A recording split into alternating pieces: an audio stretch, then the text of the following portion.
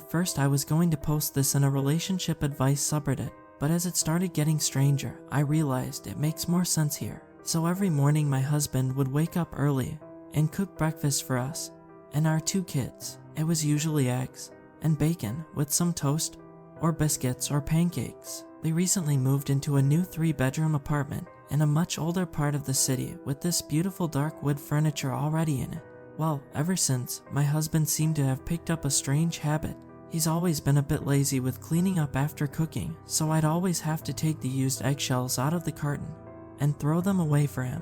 After we moved into the new place, I was proud of him. There'd never be eggshells in the carton, so I assumed he'd taken the chance amid all the chaos to fix a few of his bad habits. Well, one random Tuesday morning, it was a work holiday at my office, but everyone else was out of the house. I decided to sweep and dust the place thoroughly, which we hadn't done since we'd moved in a month or so prior. I found a lot of dust bunnies and some coins and knickknacks, but by far the strangest thing I found was when I got to the wardrobe in our bedroom. It stood about 4 inches off the ground on hand-carved clawed feet.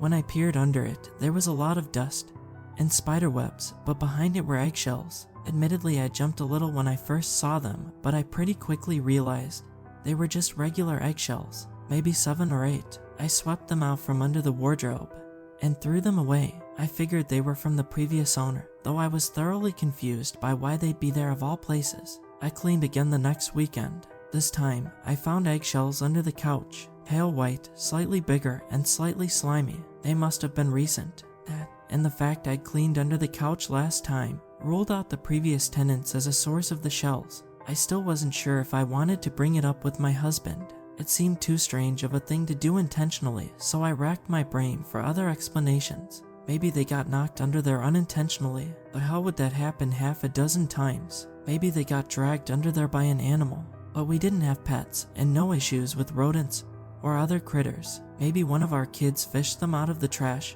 and put them there. But Zoe was too young to get into the trash can, and Nick could have done it. He was 7, but I still couldn't think of a motive.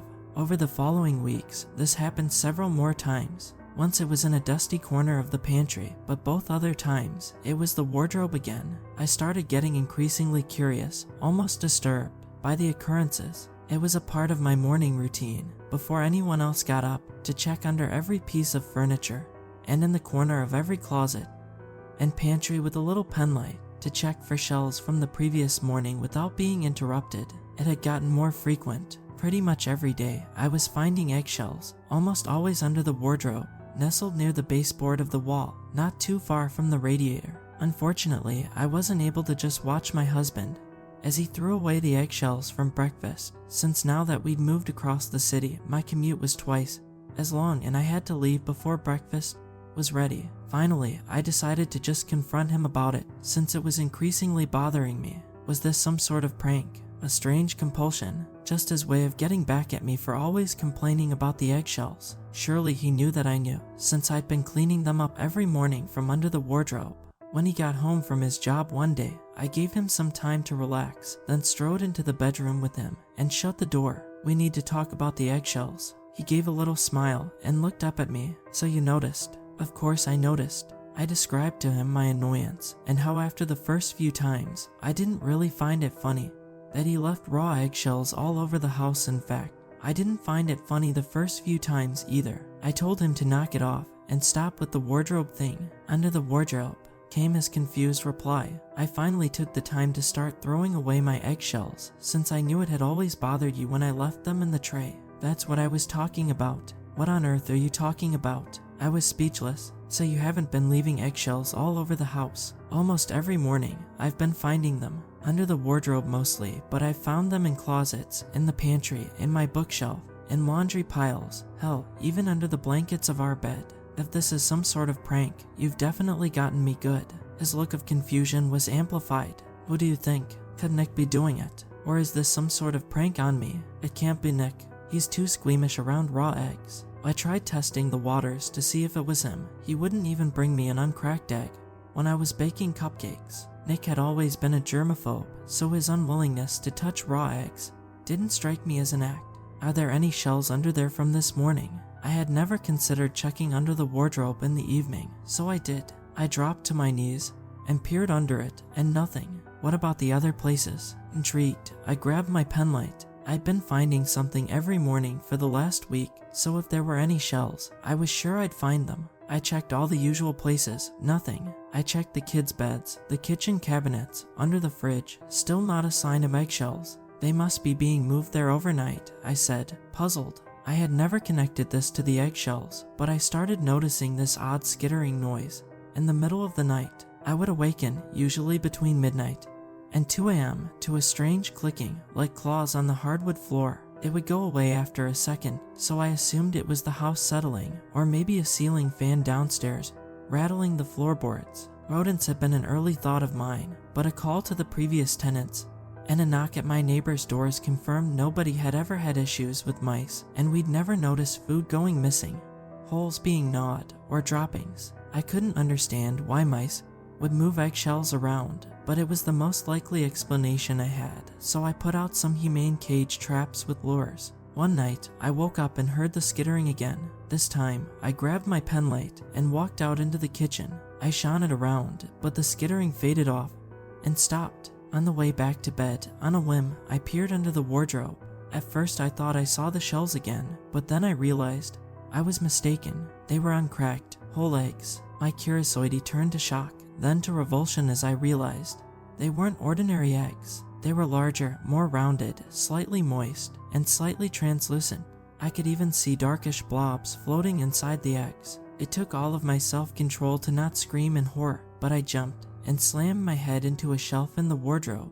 It woke up my husband, who came to his senses instantly, jumped out of bed, and asked if I was okay. I held onto the part of my head that I'd hit, wincing in pain, but managed to gesture under the wardrobe with the penlight. After looking at my head to make sure it wasn't bleeding, he cautiously peered under the wardrobe with the flashlight. "Oh my God," I heard him say. They whispered for a few minutes, unsure what to do. We couldn't think of any animal that laid eggs like that. We knew we needed to get rid of them, but didn't know where to put them or how to pick them up. I shuddered to think of all the times I'd touched those shells with my bare hands, once they'd mostly dried.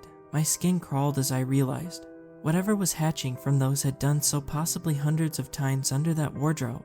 We settled on using a dinner plate and a spatula to gather up the eggs and walked them downstairs and dumped them in the dewy grass. My husband had suggested throwing them off the balcony, but I didn't like the idea of killing whatever was growing in those eggs, despite not knowing what it was. What if they were something cute? The next night was by far the most horrifying night of my life.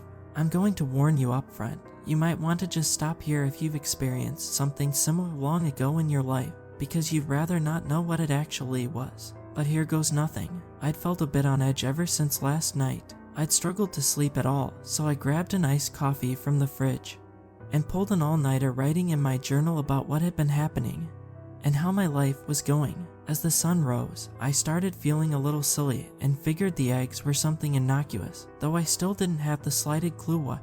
I went to work, albeit with a bad headache, and everything seemed fine. I didn't bring up the eggs with my coworkers since they would probably think I was crazy or be grossed out and suggest something drastic, like fire. Maybe I should have considered that route. That night, I checked the house for eggs, then went to sleep and was awoken by the usual skittering. This time though, it was followed up by a muffled metallic clang and much more violent skittering. My heart skipped a beat. The trap must have caught some sort of animal in the house. I considered rousing my husband, but I figured I'd be brave.